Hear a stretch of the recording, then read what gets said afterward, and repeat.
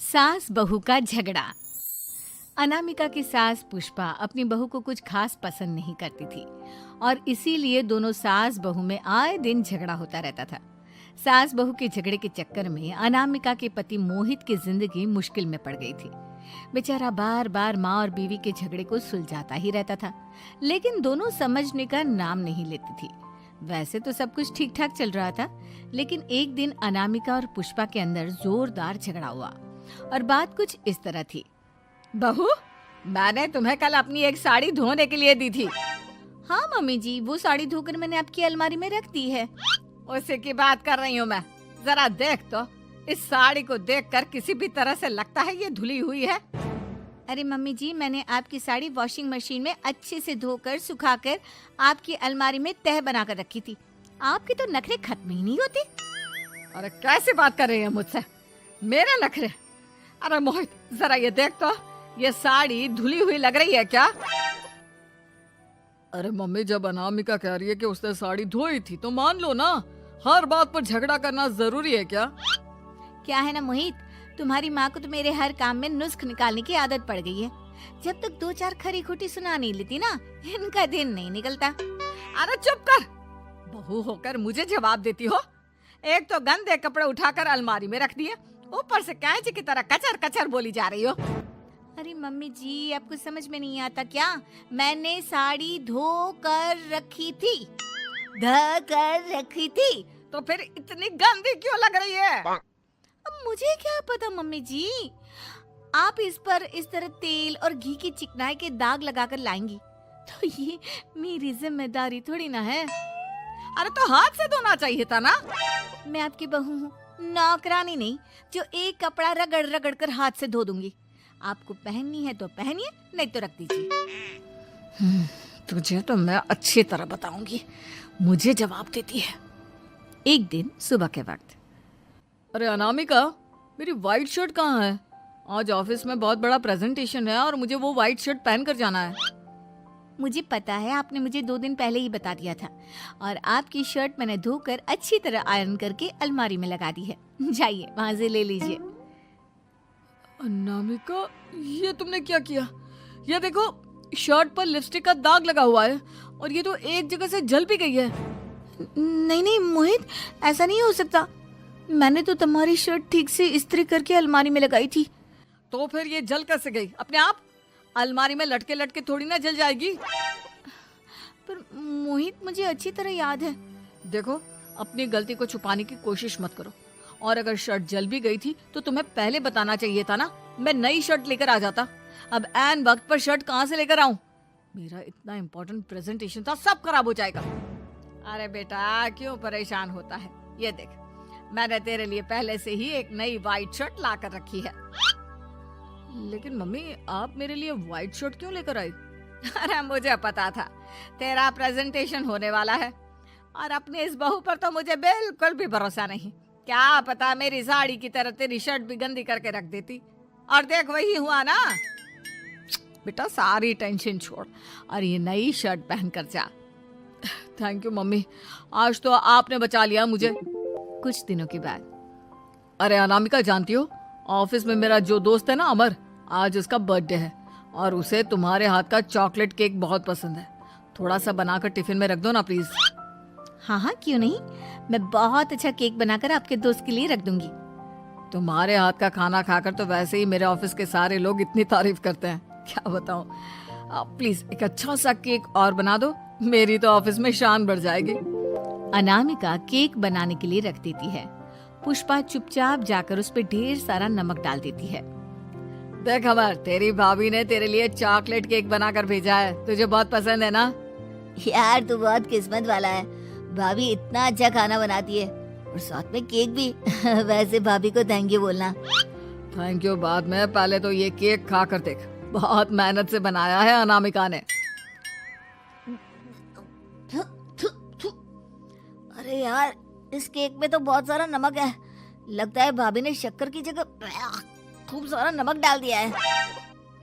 अरे मोहित, तू तो अपनी बीवी की कुकिंग की बहुत तारीफ करता फिरता है। जरा पूछना अपनी बीवी से, केक में नमक कब से डलने लग गया। क्या यार, तुझे भी मेरा ही जन्मदिन मिला था बिगाड़ने के लिए। केक नहीं लाना था तो मत लाता, कम से कम मुझे इस तरह नमक वाला केक तो नहीं खिलाता। अरे नहीं यार, अनामिका ऐसा नहीं कर सकती, जरूर कुछ गड़बड़ हुई होगी। घर जाने के बाद अनामिका, अगर तुम्हारा केक बनाने का मन नहीं था तो ना बनाती, लेकिन मेरी बेइज्जती करवाने की क्या जरूरत थी? अरे आपकी बेइज्जती, ये आप क्या कह रहे हैं? मैंने तो सुबह आपको इतने अच्छे तरीके से केक बना कर दिया था। हाँ, लेकिन उसमें इतना सारा नमक डाल दिया था कि आज ऑफिस में मेरा अच्छा खासा मजाक बना है। मेरे सारे दोस्त हंस रहे थे मुझ पर। अरे बेटा, मैंने तो तुझे पहले ही समझाने की कोशिश की थी। एक नंबर की गैर जिम्मेदार है ये लड़की, कोई काम ठीक से नहीं करती। उस दिन भी गंदी साड़ी रख दी थी मेरी अलमारी में और झूठ बोल रही थी। कुछ दिनों के बाद अनामिका देखो, मैंने अपना लैपटॉप चार्जिंग पर लगाया है, उसे अच्छी तरह चार्ज होने देना। मेरी एक अर्जेंट मीटिंग है, प्लीज बीच में से हटाना मत। हाँ हाँ ठीक है, मैं नहीं हटाऊंगी। पुष्पा चुपचाप से जाकर चार्जिंग का बटन बंद कर देती है। थोड़ी देर बाद अरे ये लैपटॉप चार्ज क्यों नहीं हुआ? और ये बटन किसने ऑफ कर दिया? अनामिका, इधर आओ। क्या हुआ? क्यों चिल्ला रहे इतना? अनामिका, मैंने तुमसे कहा था ना, मेरा लैपटॉप चार्जिंग पर लगा हुआ है, मेरी अर्जेंट मीटिंग है। तुमने इसका स्विच ऑफ क्यों कर दिया? अरे मैंने ऐसा कुछ नहीं किया, मैं क्यों स्विच ऑफ करूंगी? कुछ दिनों से देख रहा हूँ अनामिका, तुम मेरा हर काम बिगाड़ देती हो। देखो, ये अच्छी आदत नहीं। कम से कम तुम्हें इस बात का तो ध्यान रखना चाहिए था कि मेरी कितनी इंपॉर्टेंट मीटिंग थी। अब क्या करूंगा मैं? आई एम सॉरी मोहित, लेकिन सच में मैंने जानबूझकर कुछ नहीं किया। अगर जानबूझकर नहीं किया तो क्या सब कुछ अपने आप हो जाता है? कभी मेरी शर्ट जल जाती है, कभी केक में नमक डल जाता है। आप मेरी बात क्यों नहीं सुनते? मैंने जानबूझकर कुछ नहीं किया। फिर से वही बात। अरे कितनी बार तुम्हें समझा चुका हूँ, इस तरह मेरा काम बार बार मत बिगाड़ा करो। तुम जानती हो मुझे कितनी प्रॉब्लम होती है। ऑफिस में तो पहले ही बेइज्जती करा चुकी हो, और अब ये मीटिंग, ये भी मेरे हाथ से निकल गई। अनामिका की समझ में कुछ नहीं आता कि आखिर उसके साथ ये सब क्या हो रहा था और क्यों हो रहा था। फिर कुछ दिनों के बाद मोहित अपने ऑफिस से कुछ फाइल लेकर घर आता है। अनामिका, ये कुछ फाइलें हैं, इन्हें संभाल कर रख दो। और प्लीज इस बार ध्यान से, कोई गड़बड़ी नहीं होनी चाहिए। नहीं मोहित, कोई गड़बड़ी नहीं होगी। मैं सारी फाइल्स अलमारी में लॉक करके रखूंगी और चाबी अपने पास रखूंगी। अनामिका, जरा अलमारी की चाबी तो देना। क्यों मम्मी जी, आपको क्या काम है? उसमें मोहित की जरूरी फाइल रखी है और मैं नहीं चाहती कि इस बार कोई भी गड़बड़ हो। पता नहीं कुछ दिनों से हर काम खराब हो जाता है। अरे मुझे उसमें से पैसे निकालने हैं और उसके बाद ले लेना अपनी चाबी। मैं खा नहीं जाऊंगी तुम्हारे पति की फाइल। अनामिका को अपनी सास पर शक होता है। चाबी देने के बाद वो चुपचाप छुपकर अपनी सास की हरकत देखती है। ये फाइलें उठाकर डस्टबिन में डाल देती हूँ, फिर देखना कैसे मोहित इसकी खबर लेगा। इस बार तो छोड़ेगा नहीं इसे। वैसे भी पहले मैंने जो कुछ भी किया है उसकी वजह से अच्छी खासी डांट पड़ी है, मजा आ जाएगा। अच्छा तो ये बात है, सारा काम मम्मी जी बिगाड़ देती हैं, वो भी इसलिए क्योंकि मेरा उनसे झगड़ा हो गया है। सास के जाने के बाद अनामिका मोहित को बुलाकर लाती है। क्या हुआ अनामिका, क्या दिखाना है? ये देखिए, आपकी फाइल डस्टबिन में पड़ी हुई है। इसीलिए तो कहा था संभाल कर रखना, और तुमने उठाकर ये फाइल डस्टबिन में डाल दी। मैंने नहीं, तुम्हारी मम्मी ने डाली है, मुझसे बदला लेने के लिए, ताकि तुम मुझे डांटो। और अगर मैंने डाली होती तो मैं तुम्हें दिखाने के लिए बुलाकर तो नहीं लाती ना। सही कह रही हो, मैं अभी मम्मी से जाकर बात करता हूँ। थोड़ी देर बाद, मम्मी सच सच बताइए, मेरी फाइल अलमारी में से निकाल कर डस्टबिन में आपने डाली थी ना? अरे अपनी माँ पर इल्जाम लगाता है, शर्म नहीं आती तुझे? मैं इल्जाम नहीं लगा रहा हूँ मम्मी, जो सच है वही पूछ रहा हूँ। आप जल्दी से बताइए आपने ऐसा क्यों किया? अरे तो क्या करती, तेरी बीवी मुझसे झगड़ा करती है, उल्टे सीधे जवाब देती है, मुझे उससे बदला लेना था। अरे मम्मी, लेकिन आप दोनों के झगड़े के चक्कर में मेरा कितना नुकसान हुआ है, ये कभी सोचा आपने? मम्मी जी, अगर आपका बदला पूरा हो गया हो तो आइंदा ऐसी कोई हरकत मत करना, क्योंकि अब आपकी सच्चाई हमारे सामने आ चुकी है। यह तो वक्त ही बताएगा मैं क्या करूंगी और क्या नहीं। मम्मी जी, कहा ना आप ऐसा कुछ नहीं करेंगी। अरे मेरी जो मर्जी आएगी वो मैं करूंगी। मेरा सर घूम रहा है। सास बहू के झगड़े में मेरी जिंदगी का तो कचरा हो गया है, कचरा। सास बहू का प्यार। ओ मेरी प्यारी बहू, जरा मेरे हाथों में मेहंदी तो लगा दे, कल एक शादी में जाना है। अभी आई माँ जी। माया गिरजा के हाथों में बहुत सुंदर मेहंदी लगा देती है। मैं वारी जावा, ऐसी गुणवान बहू मिली है मुझे। अरे मुझे भी तो इतनी प्यारी सास मिली है। दोनों हंसने लगती हैं। ये बात उनकी पड़ोसन कमला सुन लेती है। बढ़िया आई गुणवान बहू और प्यारी सास, सब नाटक है, नाटक। कमला स्वभाव से बहुत तेज होती है। उसकी अपनी बहू से बिल्कुल नहीं बनती, इसीलिए वो गिरजा से जलती है। अगले दिन मंदिर में, अरे गिरजा बहन, आज शाम मंदिर में कीर्तन का प्रोग्राम है, आप आएंगी ना? हाँ हाँ जरूर।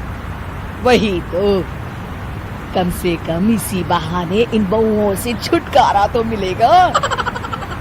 कैसी बातें कर रही हो कमला, मेरी बहू तो साथ आएगी। अरे माया कितने अच्छे भजन गाती है, तुमने नहीं सुना? हाँ हाँ, ठीक ही गाती है। मैं तो रोज शाम को माया से भजन सुन के ही सोती हूँ। हाँ हाँ, अब मैं चलती हूँ, मुझे देर हो रही है। शाम को मंदिर में, वाह माया बिटिया, आज तुम्हारा भजन सुन के तो मन खुश हो गया। धन्यवाद पंडित जी, माँ जी चाहती थी कि मैं आऊँ, इसीलिए मुझे आज यहाँ गाने का मौका मिला। भाई धन्य हो गिरजा, इतनी प्यारी बहू मिली है तुम्हें। सो तो है पंडित जी। कमला दूर खड़ी सब सुन रही होती है। इनका प्यार तो अब मैं निकालती हूँ। अगले दिन कमला छत से माया को आवाज लगाती है। अरे माया! जी बुआ जी। जरा इधर तो आना, कुछ बताना है। अभी आई बुआ जी। क्या हुआ? माया कमला के पास जाती है। पता है, कल सुबह गिरजा मंदिर में कह रही थी कि उसकी किस्मत फूट गई जो उसे तेरे जैसी बहू मिली। अच्छा बुआ जी, किसी बात पर गुस्से में कह दिया होगा। आप तो जानती हैं, माँ जी मुझे कितना प्यार करती हैं। अरे वो चाहती ही नहीं थी कि तू मंदिर में आए, वो तो मेरे बहुत कहने पर तुझे लेकर आई। दरअसल बुआ जी, घर पर बहुत काम रहता है ना, इसलिए माँ जी ने सोचा होगा मैं थक जाऊंगी। देखिए ना, कल हम मंदिर से देर रात घर आए तो उन्होंने कोई काम मुझे अकेले नहीं करने दिया। खाना उन्होंने खुद बनाया। अरे ये कलमुही तो अपनी सास की बुराई करने को तैयार ही नहीं। और कुछ बुआ जी? है? नहीं नहीं, और कुछ नहीं, अब तो जा यहाँ से। अगले दिन मंदिर में, अरे ओ गिरजा, कल तेरी बहू आई थी मेरे पास। माया आई होगी, वो सबसे हंसती बोलती रहती जो है। अरे हंसना बोलना क्या, तुझे कोस रही थी। ऐसा हो ही नहीं सकता, तुझे सुनने में कोई गलती हुई होगी। कसम से गिरजा, वो कह रही थी मुझे तो मेरी सास ने नौकर समझ लिया है। दिन भर घर का काम करती रहती हूँ मैं, और मेरी सास आराम करती है। अरे ज्यादा काम से थक गई होगी तो गुस्से में कह दिया होगा। वैसे भी काम तो वो करती ही है। मुझे आराम की आदत उसी ने लगाई है। हाँ। जो भी हो, थोड़ी नकेल कस ले, बाद में ये बहुएं सास को घर से ही निकाल देती है। कैसी बातें करती हैं कमला।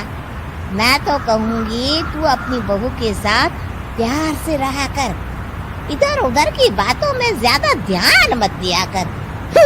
बड़ी आई मुझे सिखाने, मैंने तो तेरी भलाई के लिए कहा था, नहीं सुनना तो जा यहाँ से। अगले दिन, क्या हुआ माँ जी? कमला बुआ जी क्या कह रही थी? तू तो जानती है कमला और उसकी बातें। हाँ हाँ, बड़ी परेशान है हमारा प्यार देखकर। अरे ना समझ है वो। दोनों खिलखिलाने लगती हैं। शाम को कमला मंदिर के कोने में अकेली बैठी होती है। क्या हुआ कमला बेटी? पंडित जी, मैं बहुत परेशान हूँ। मेरी बहू मुझे प्यार नहीं करती। वही गिरजा की बहू उस पर जान छिड़कती है। ये तो अपनी अपनी करनी है बेटा। गिरजा की बहू ही नहीं, गिरजा खुद भी तो अपनी बहू को जान से ज्यादा चाहती है ना। सो तो है। बस बिटिया, इसी में सारा भेद छुपा है। प्यार दो तो प्यार मिलेगा ही। और कभी आपस में मन मुटाव हो भी जाए तो उस बात को भुला दो। गलतियां तो हम सबसे होती हैं, आखिर हम सब इंसान ही है ना। ये तो आप सही कह रहे हैं पंडित जी। अब जाओ और दूसरों की बगिया में आग लगाने की जगह अपने बगीचे के पौधों को सींचो। जी पंडित जी। शिक्षा: दूसरों को अच्छा देख उनसे ईर्ष्या करने की जगह खुद को अच्छा बनाने का प्रयास करें।